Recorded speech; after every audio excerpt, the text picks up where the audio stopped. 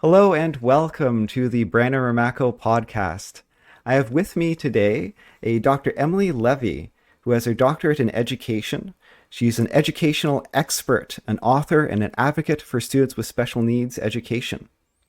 She has a business which offers specialized tutoring for those with learning and attention challenges. Hello and welcome, Emily. Thank you so much for having me. It's great to be here. I've been looking forward to this for weeks now, ever since we planned this, because my experience is teaching college. I was a college teacher, curriculum coordinator, working in the sciences, but you work the pre-K to 12, and you work reading comprehension, and so it's the other side of the coin of education from me. So I'm really curious to what we're going to talk about today. Could you tell me a bit about sort of your history, your education, how you got into education? Um, Absolutely, I'd be happy to. Well, I actually grew up in the field of special education. My mother was the founder of a school for students with learning disabilities down in South Florida, which is where I grew up. So I spent so much of my childhood being trained in various methods, observing kids, observing teachers, and really seeing what a life-changing difference it could make when children who have special needs receive the right support and receive the right methodologies in terms of building their skills and building their confidence. So that was kind of how I initially got my start. However, I decided initially that I wanted to kind of carve my own path and not live in my mother's shadow. So I went to Brown University as an undergraduate, and then of all things, I actually did finance for 2 years, which a great learning experience. I will say I did learn a lot about many things, but I quickly realized it wasn't for me. It wasn't my calling. So I pivoted back. I ended up getting my master's degree in special education as well as my doctorate degree in general education.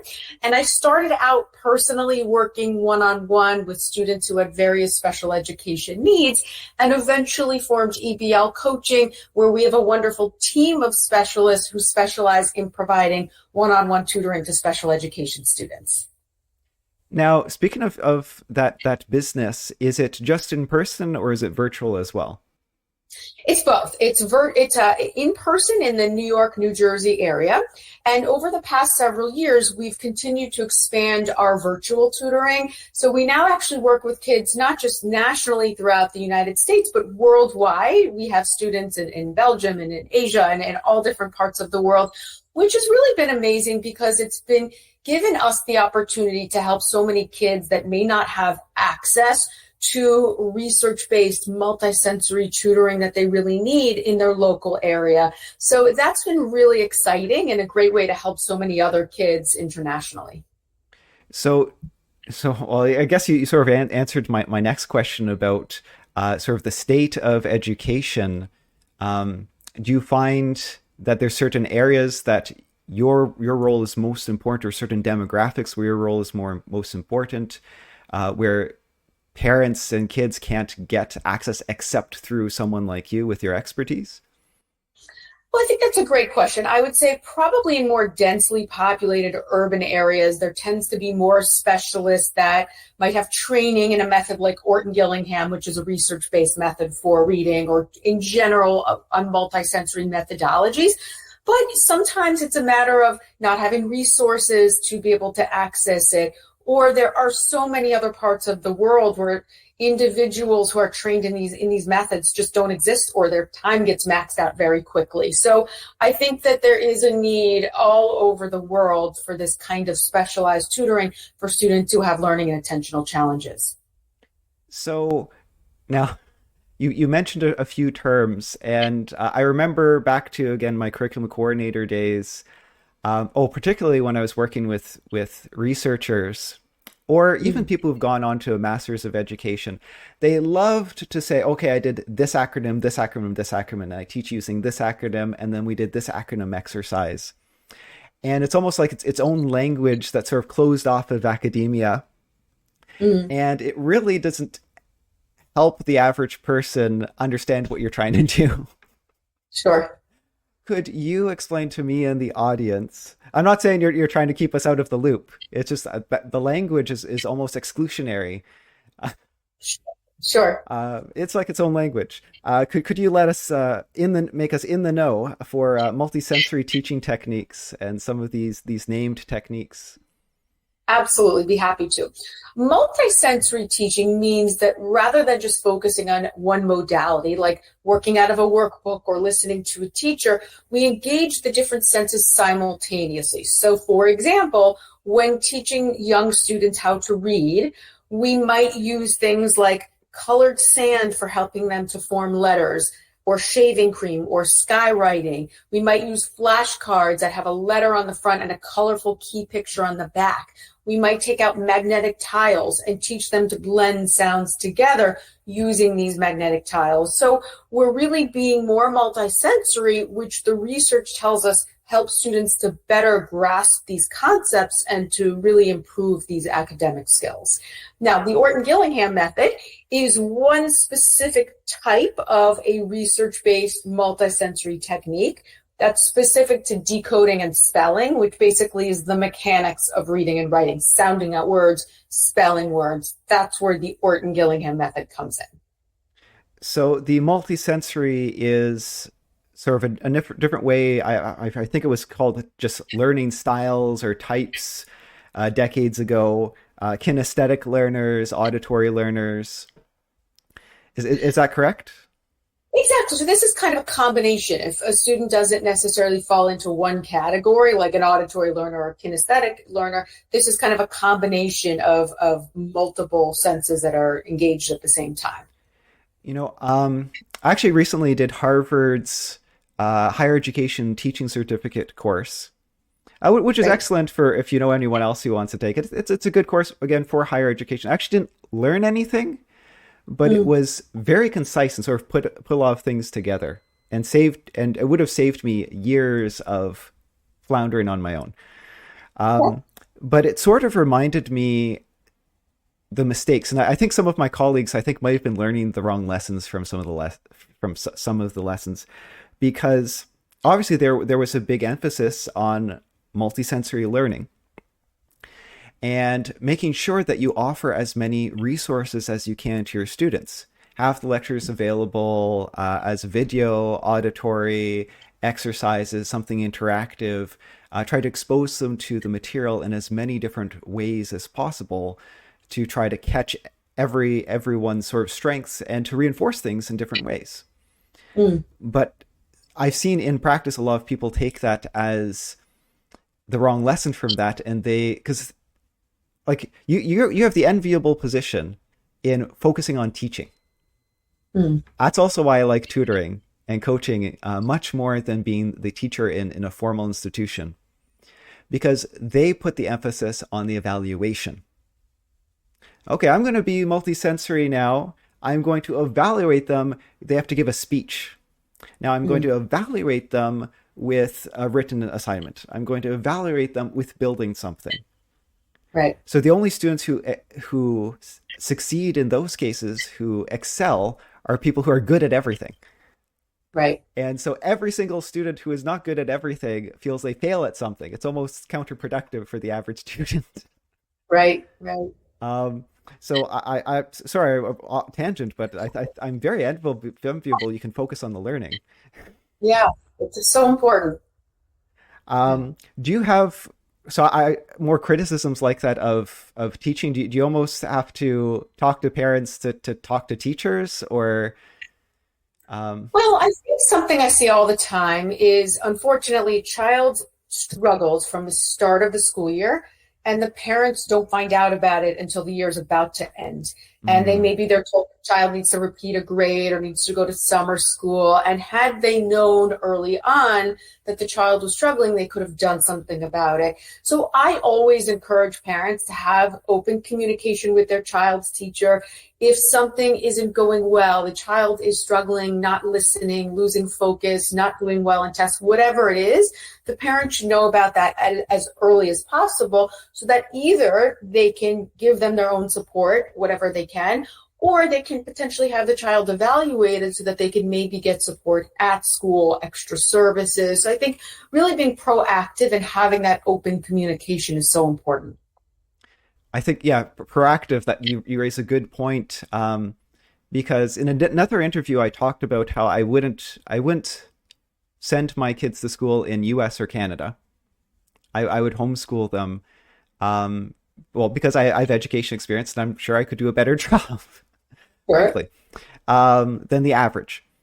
Um, but other people don't have that luxury. So how do they be proactive, and how do they sort of get ahead? And I said, well, yeah, you're going to have to hire a tutor, hire someone else sometimes to do these evaluations, make sure they're learning their math and their sciences, because you can't trust their math teachers. Exactly. Well, I would say many parents do choose to do that, to find an outside tutor, someone who can help their child build their skills. Or they can also go through the school and they can request an evaluation. They can request specific services to help their child, whether it's special education tutoring in school, speech therapy, physical therapy, whatever their child may need. That becomes a requirement once what's called an IEP is created, meaning the child is evaluated. From that evaluation, they put together a document called an IEP, an individualized educational plan, that defines their challenges and defines the services that they need to receive based on their challenges. So this information is new to me.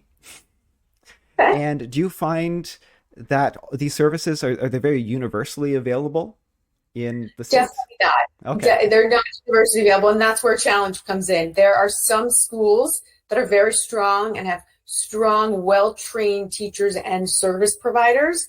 And then there are many school districts that just fail at that, unfortunately. And even when this document is created that defines what services the child should be receiving, unfortunately, a lot of times the child just doesn't get the services. They get much less than they should be getting. They get someone who isn't necessarily qualified. So there are a lot of challenges to that, but at least it's a base of knowledge of what the child's challenges are and what they need. And then if the parent is able to get extra support outside of school to further support their child, that gives them the knowledge of what they need to be doing. So I've had some students over the years, and even some colleagues when I was going through school. Oh my goodness, I needed so much help. Speech therapy, both in English and in French, both. And oh, I really struggled with that. Um, but I agree with the help for learning, the learning support. But at some point, it becomes, again, maybe with formal education, everything's about performance, performance on the tests. It becomes sort of a crutch, and a lot of the teenagers almost take advantage of it. They don't need it for support to encourage their learning. It's, oh, I don't have to worry about that because I can do that assignment at home because I'm allowed to do it at home. Right. Right. Yeah, like, Well, what's yeah, crutch versus learning, I guess? I do think it's a fine line. I think sometimes having a diagnosis can almost be an excuse to set lower standards for oneself. I'm not capable of doing that because I have XYZ diagnosis. So I think that it's really important to, when a diagnosis comes out, to really explain to the student, especially if they're old enough to understand, what it means. If they have dyslexia, it doesn't mean that they're not smart. It doesn't mean that they're not capable. It just means that they learn differently and that they need certain methods to help them learn how to read. They might be really gifted at other skills. They might be strong at math. They may be very creative and strong at art. But when it comes to reading, they just need a little extra support. Does not mean that they should set lower standards for themselves or that they're not capable of achieving excellence. And by the way, many of the greatest leaders and celebrities and heads of companies in the world have autism, ADHD, dyslexia, and sometimes because of the struggles that they have to face so early on and being able to overcome those, it actually sets them up for success later in life. So I think that there's so many gifts that are associated with these challenges. I think it's important that it's framed the right way when a child receives that diagnosis and that they are not going to set lower standards for themselves. I remember one student in particular who had very, very serious ADHD. Um, like I find the diagnosis of ADHD is has been watered down because this person is another category. Like Yeah. it was hard for him to maintain a conversation because he loses train of thought halfway through almost every sentence. And it was very frustrating for him. Brilliant guy, brilliant, brilliant guy. I taught physics, and he'd struggle. He's banging so struggle because even though all the information is on his page, just taking the number from the top of the page to the bottom of the page, he'd lose the number. He sometimes has to Sure. write it halfway down the page. But he challenged himself to forego as many learning aids as possible because his dreams involved um, pushing his limits. They're not Mm, going to allow me to do half the work or a quarter of the work of the other workers right. just because I have these disabilities. I have to learn how to adapt. For the final exam, he took the extra time, but for any Mm. quiz or something or in class, it's like, no, I'm going to push my limits. Um, and kudos to him. Like, but as I mentioned, teenagers, some are like that, and others are they take what they can get. Yes, I think that's very admirable and very unusual, but I Yeah. think it's great that he was willing and able to do that. So these assessments seem different from what I've been exposed to more in. No, there are assessments, and you can request assessments in Quebec, but they're typically tied to a psychological evaluation where they use the DSM-5 book and diagnoses. And frankly, I think a lot of counselors and psychologists, I don't think they accurately follow the DSM-5 anymore. Because I've been diagnosed with autism, like I think the last two counselors I saw on the autism spectrum. And while I Okay. meet some of the criteria, I don't meet all the necessary criteria if they're following it by the book.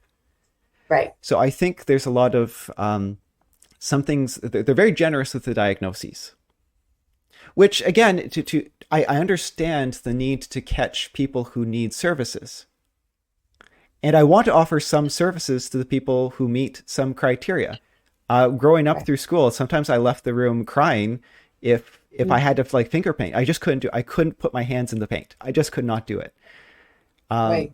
so even though I don't meet the explicit diagnostic criteria, that's one of the criteria. It's almost like I wish there was more language, more different diagnoses. So is it different in the States? Are they more specific for what needs a student will have? Or is it just like a blanket, everyone with autism gets all the same support, everyone with ADHD gets all the same support? Like what's it like? No, there's definitely a spectrum of different accommodations and support that a child may need. Now, that can vary from school district to school district and what they have available, and some may be more black and white districts in terms of what they offer, and some are more flexible. In my experience, though, most of the school systems are able to look at the whole child. They read the whole, this is ideally, they read the whole profile of the child, and then they come up with accommodations and services that are really most optimal for that child. Now, sometimes I've also seen that even without testing, if a child is struggling to stay focused in class or struggling with tests, sometimes teachers and schools will actually give some accommodations even without testing, which I actually think can be really helpful because it can be such a long process to go through the whole evaluation process and wait for the report and wait for the IEP. So sometimes little accommodations like preferential seating, having a seat in the front of the class, or if a child is dozing off, the teacher might come over and tap them on the shoulder as a quick little reminder to check back in and to stay focused. Or maybe they give them a little bit of extra time. So sometimes I find that just asking for those accommodations even before a testing or an evaluation can really make a huge difference for students, especially those who don't have as severe of needs. That's great. I'm just trying to think how can we fix the education system to because that's customizable. That's your teacher and the students working together to because that's what's supposed to be. The teacher is there to facilitate education. That the kids are there to learn. They should want to learn. Um, and it's working together. I often would tell my students, I am paid to serve you. Technically, I am your servant. I am here Right. to facilitate you. I will do anything within my power, within reason, to help you learn. You can make requests of me. I am your servant. Yeah. Now I have to maintain order. I have to administer tests.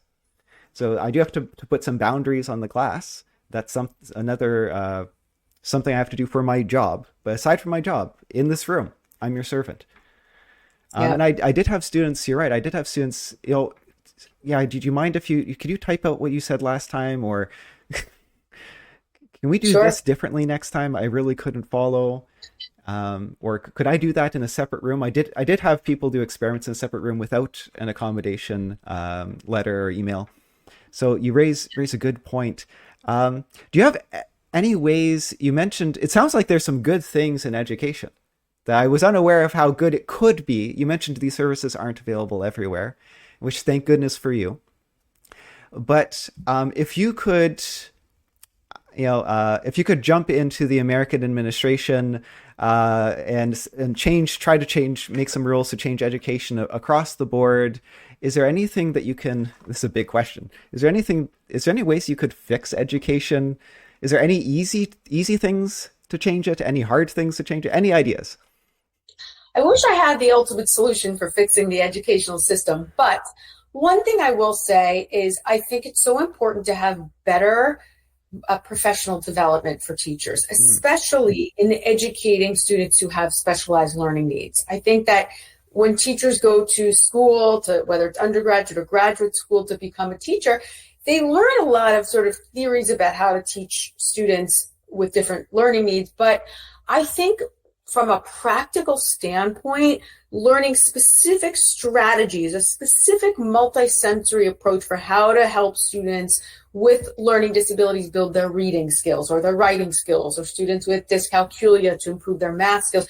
I think having more concrete and specific professional development can really make a big difference in terms of being more proactive, helping these students early on, rather than waiting for them to fail and then having to backtrack and try to rebuild some of these skills. So that is the one thing that I think is lacking a little, I mean, not the one thing, but one of the things that's lacking a little bit, and that could really be improved to help many more students. Sort of like what I'm envisioning is in the medical system, a residency where they're a medical doctor, they have their medical license, but they work underneath a professional for 3 years to get their specialization.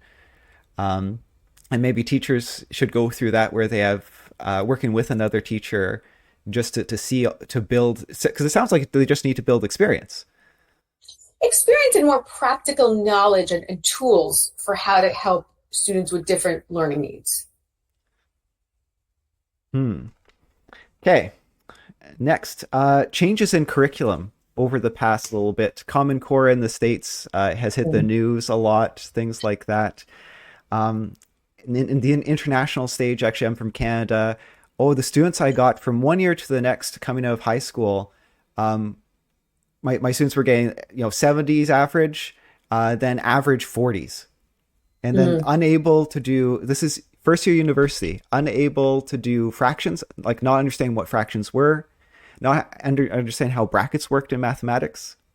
So I had to eventually go back and teach a lot of these students grade 4, grade 5, 2, 3, 4, 5 mathematics. They somehow managed to get through all of school without learning these things. So Canada, the education system, I feel at the higher levels are definitely failing. And in the States, there's rumors that that's the case as well. And international scores are fairly poor. Do you feel that, have you felt the effects of the curriculum change? Do you? Yes. Yeah. Okay. Oh, I was going to say, I think that the shift to Common Core has created a lot of challenges for many students. And I think kind of the theory is teaching fewer concepts, but delving a little bit more deeply and trying to build problem solving and creative thinking skills and some of these real life skills that might help them down the road. The problem is it's very confusing to a lot of students, the way that concepts are taught now. And it's not traditional rote practice, learn a concept, practice the concept, apply the concept. It's really much more theoretical.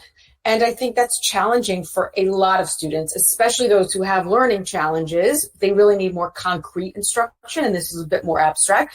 But even students who are neurotypical, who don't have learning or attentional challenges, really struggle a lot with this kind of approach to teaching. So even though I think the end goal makes sense, I think from a practical standpoint, many students are struggling from it. So, from my perspective, sort of the math and science perspective, they cut out a lot of material and calculus. And actually, I'd argue that a lot of stuff I taught I would take out of the curriculum. It's not important. Uh, Mm, the yeah, most transferable stuff from learning physics is the problem solving. Actually, you know what? My colleagues cut out of our common exam is testing people on graph reading. We're like, we don't have time to teach them how to read graphs, but graph reading is like one of the most universal skills. Like that's yeah, one of the yeah. skills that you need in economics. You need for life to read how your finances are doing. And like why? Oh, it's too difficult to teach them. Like because they should have learned in high school, but they still don't know it. Yeah. So what's happened? It looks like it's how it's been applied. You're right. They've cut a lot of material. They say they're going to focus on the basics, but they're still evaluating people, and the way it's being tested and taught is in such a rigid way and Mhm. performance based way. I've had a lot of students tell me I test wrong and teach wrong because no, like the test needs to be exactly the same thing as what you did in class. And when they're Yeah. told, for one of the things that I know Common Core does, and what they do in Canada now too, is how to quickly estimate values, order of Mhm. magnitude. And actually, even before I've heard of Common Core, I included that in my teaching because it turns out that all smart people do it automatically. It didn't have to be taught in school Mm. because you want to make sure that your final answer makes sense. So if Yeah. you do a quick check, okay, my answer should be around 100, my answer is 89, okay, I didn't make any math mistakes. Right. So I've always taught it, and then Common Core and the Quebec and Ontario curriculum, they threw it in. But there, it's so rigid that they have to like write out the estimate, and they have to do it in a very certain way, and it's structured as a question, whereas instead of a sort of technique. And a lot of the memes on the internet or the pictures on the internet is like this question where the answer is 89 and they're supposed to write 100, Mhm. or they guess it's 100, but they didn't write out their steps, their thought process correctly for an Right. estimate. Yeah. The rigidness then focus they don't understand how they're supposed to think for this rigidness, and they just copy the teacher for these mental tricks and problem solving techniques they're supposed to learn and ingrain. They instead Yeah. just memorize what they need to do to pass the test, and the teachers Right. are happy to oblige. These are the questions you will see on the test. I'm going to be changing the numbers though, and the teachers will legitimately just put the whole test on the boards the day before. Just you just have to memorize this. Yeah. It's a problem, and that doesn't exactly set them up for success in life down the road. It's oh yeah, so they let's say they master, so they reduce the content, they master half of that content maybe, whereas before there was so much content that was so challenging, they mastered half of that was the basics. So I feel like that's how they miss the basics, and that they don't know multiplication, division at university science classes. And yeah, I want to I'm missing hair. This is why I'm missing I hair. Your frustration. I am equally as frustrated. So it might be the same. I'm trying to think of solutions. Would the solution be what you proposed, that it's a teacher problem? Well, I think it's obviously complex. I think there needs to be some hybrid of ensuring that students are still learning the foundations, the basics with more traditional teaching, but also bringing in more flexibility, teaching them how to solve problems, how to do more life related skills. So I think some hybrid of the two will, I think, be key in both helping to ensure students have those foundations, but also have skills to help set them up for success in life. So in my own training, and I still end up doing teaching at this moment. I'm teaching a course on ultrasound for Right? medical professionals. And I have a lot of formative evaluations all over the place, open ended, essay, to have, metacognition. Do they know that what they know? Do they know if they've learned things? And if they don't, they can go back. This low stress metacognition problem solving. Some of the questions are, okay, I just went through how to scan the shoulder. What's your strategy? A patient comes in with this pain. What are you going to do? Where are you going to start? How are you going to place the patient? That's the type of problem solving we want for the students as well, not just our doctors. Sure. Yeah. But it's hard to put that in an easy to grade multiple choice question. So I don't. They're formative. They're not graded, and the education system is obsessed with grades, and you can't put those things into grades easily. I almost wish we could go to conservatory training. As I mentioned, I'm enviable of you to focus on the education. In Mm, conservatory training, often, sorry, at the conservatory schools, the serious conservatory schools, we're talking music, the arts. There's no mm, grades. right. If you're not participating, if you're not learning, they just kick you out. Yeah. Do you think it's possible to live in a world where school doesn't have grades? I think it's very unlikely, and I think it just creates. I understand what you're saying completely, and I don't think grades are necessarily the answer, but it gives some standard of comparison, some basis of how the child's doing compared to their peers. And while I think that, the answer is not just one type of grading, it shouldn't be all multiple choice or one type of assessment. I think maybe improving the types of assessments that teachers give so that it's not as black and white might be helpful, but unfortunately, I really don't see grades ever going away entirely. You reminded me of an experiment I once did, which worked brilliantly. It was just too time intensive. Mm, For the final exam, and I had a grading scheme for this, so I wasn't just making up grades on off the top of my head, but I was basically giving them the exam one on one, and every time they did something, I said mm, why, why, and it was surprising. A lot of students said, "Thank you so much for this. I didn't know. I didn't know." Um, in my mind, again, I was a good student, so I need to know why I did things. But they brought up through the education system they didn't know why they were doing things. mm. I saw you do something similar to this. Um, well, why did I put a minus sign there? I don't know. I haven't used the minus sign yet, so I just felt it was time. Yeah. Well, I like that. It gets students thinking and it does build that self reflection, metacognition, whether it's realistic universally, probably not, but I Yeah. do think it's an interesting way of questioning students and building those skills. I wonder if AI someday will be able to ask students why for the teachers and be able to assess whether their explanation makes sense or not. Maybe someday. Maybe someday. So we're winding down here. Do you have any sort of final statements? Well, I think this has been a great conversation, by the way. I think that teaching children is challenging, but it's so important. And I think continuing to evolve and work on the right solutions and improving education is so critical for the future of our children, for the future of the world.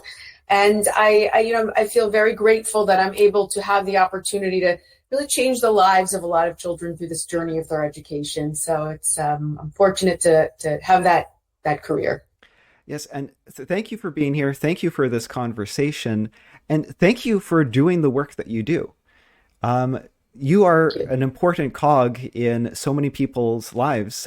Just maybe the key to their success is the work that you're doing, laying that foundation. So thank you so much for that. And to our listeners, thank you for listening to us. I hope you learned something interesting. I wish you all the best. Cheers. Thank you for having me.